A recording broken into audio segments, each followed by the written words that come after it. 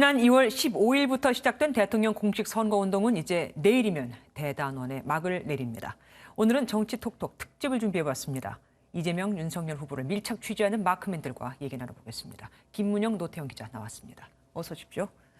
자, 우선 그러니까 김문영 기자가 이재명 후보를 담당하고 있고 그리고 노태영 기자가 윤석열 후보 담당인 거죠. 그러면은 이 두 후보의 막판 유세 전략부터 보겠습니다. 김 기자가 본 이재명 후보는 어떻습니까? 네, 이재명 더불어민주당 후보는 끝까지 많은 유권자를 찾아본다는 목표를 세웠고요. 오늘 하루 동안만 제주와 부산, 대구, 대전, 청주를 찾았습니다. 대단합니다. 내일 최종 유세 장소는 수도권입니다.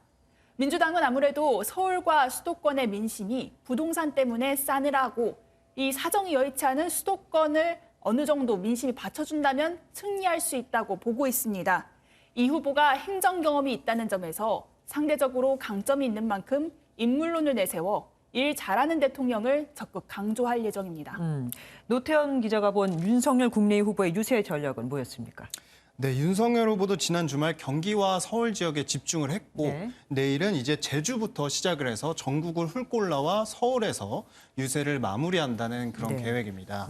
윤 후보는 집값 폭등의 성난 민심을 지적하며 정권 심판이 필요하다 이렇게 강조하고 있는데요. 야권 단일화에 성공하면서 안철수 국민의당 대표와 공동 유세에 나서 정권 교체의 당위성을 거듭 강조하고 있습니다. 하긴 지금 야권 단일화가 독이냐 약이냐 의견이 분분하니까 좀 불안하기도 하고 민감할 겁니다. 후보들이 현장에서 유세하거나 연설할 때 스타일도 한번 보겠습니다. 김 기자가 본 이 후보는 어떤 스타일이던가요?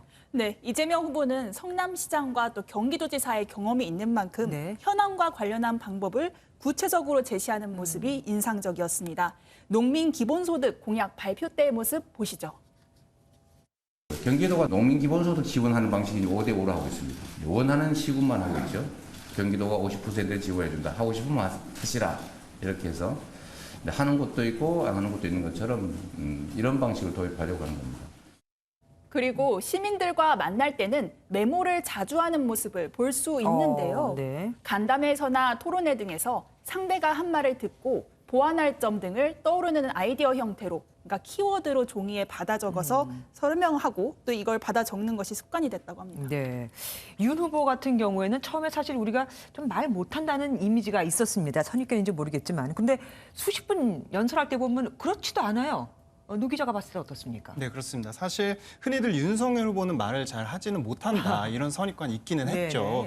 그런데 이제 그런 건 좀 정제된 정치적 언어를 사용해야 되기 때문에 그렇게 보여졌던 측면이 있던 건데 실제로 20-30분간 이어지는 유세 연설에서는 좀 달랐습니다. 네, 수차례 군중들의 환호를 이끌어내기도 했는데요. 한번 보시죠. 안철수 후보께서는 이 단일화로 사퇴를 하셨지만 이것은 철수한 것이 아니라 정권 교체해서 더 좋은 나라로 만들기 위해 진격하신 겁니다. 네, 철수가 아니라 진격이다. 그 자리에서 나왔군요. 네, 그렇습니다. 방금 보신 이런 멘트에서 현장 분위기 정말 후끈 달아올랐습니다. 윤 후보는 시민들과 만날 때도 투박하긴 하지만 진심이 느껴진다는 반응이 많았습니다. 유세 일정이 이렇게 숨가쁘게 진행되면 후보들 식사는 어떻게 합니까? 예전에는 왜 시장 가면은 먹여주시고 이런 것들도 많아서 배가 부를 수 있었지만 요즘은 코로나 때문에 그것도 안 되잖아요. 네, 그렇습니다. 이 후보는 본선거 이후 전국을 돌다 보니 100일 가까이 집도 못 들어가고 있는 상황입니다. 유세 장소 근처에 숙소를 잡고 있고 꼭 코로나19 때문만이 아니라도 이동 시간을 줄이기 위해서 매일같이 차 안에서 도시락을 먹는다고 합니다. 가끔은 혼밥, 그러니까 혼자 먹는 영상을 촬영을 하기로 해서 끼니를 챙기고 또 겸사겸사 시민과 접촉을 하기도 했는데요. 한번 보시죠. 예, 반갑습니다. 어떠세요? 라면 맛있는데? 이 후보는 하루에 수백 개씩 오는 실무자들의 텔레그램을 하나하나 다 읽어보는 것으로도 유명합니다. 꼼꼼하네요. 네. 뒤늦게라도 확인하면 이른 새벽에도 전화를 해서 이야기를 듣고자 질문을 던지고 그런다고 합니다.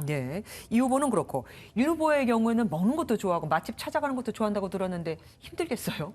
네, 요즘 많으면 하루 일정이 10개 정도 되기도 합니다. 네. 그렇다 보니까 역시 끼니를 제대로 챙겨서 하는 게 힘든 그런 측면이 있습니다. 네, 그렇다 보니 이 후보와 비슷하게 이동하면서 차 안에서 김밥 등으로 간단히 하는 경우가 많은데요. 윤 후보는 특히 면류를 좋아한다고 밝혔습니다. 예. 그래서 부산 구포시장에서도 그런 애정을 드러내기도 했습니다. 제가 제일 좋아하는 것이 소면인데 그 중에서도 아주 멸치 육수가 진한 국포 국수를 제가 제일 좋아합니다. 네, 실제로 이 유세가 점심시간대였는데 윤 후보는 이 유세를 마치고 경북 경주로 이동하는 일정이었거든요. 네. 네, 그래서 휴게소에 들러 구포국수가 생각나 찾았지만 없어서 유부동으로 대신 식사를 했다고 합니다. 아, 그러고 보면 참 대선 후보도 극한 직업이에요. 두 분 혹시 후보들하고 식사한 적 있습니까? 네. 저는 19대 대선 당시 마크맨이었어서 한 차례 식사를 했고요. 네네. 또 이번 20대 대선 때도 식사를 했습니다. 네네. 이 후보는 과거의 에피소드들을 먼저 이것저것 털어놓으면서 취재 기자들을 최대한 편안하게 배려한다는 느낌을 받았습니다. 한 예로 지난해 12월에 자신의 뿌리인 경주 이 씨의 발상지 표암제를 찾아서 예를 갖춰 절하는 과정에서 입은 옷이 여러 겹이라 넘어진 적이 있죠.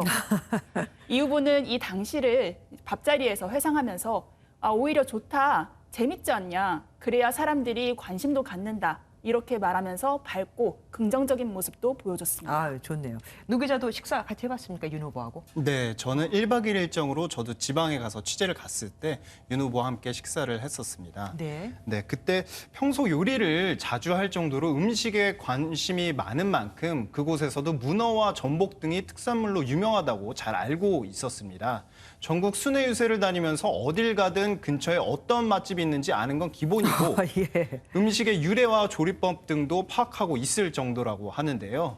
식사 중 유튜브 서결이 형네 밥집 거기서 보여줬던 것처럼 네네. 이것저것 챙겨주는 모습에 마치 큰형님과 식사를 하는 듯한 그런 느낌이 들기도 했습니다. 예. 지금 서로 자기들이 마크한다고 서로 막 칭찬만 하시면 안 됩니다. 자, 마지막으로 마크맨이 본 후보들의 장단점 둘 다 얘기하셔야 돼요. 뭡니까? 네, 장단점이라고 하면 우선 제가 보기에 이재명 후보의 장점은 추진력 있게 일하는 능력, 그리고 계파를 가리지 않고 사람을 볼 줄 아는 능력, 이 눈길을 끌었습니다. 주변에서는 다혈질이고 또 직선적이다 이런 지적도 있는데요. 상대 주장이 합리적으로 보이면 결국에는 설득돼 완전한 외통수는 아니다 이렇게 얘기를 합니다. 외통수가 맞긴 맞다는 얘기네요. 어느 정도의 고집은 있다고 합니다. 네네.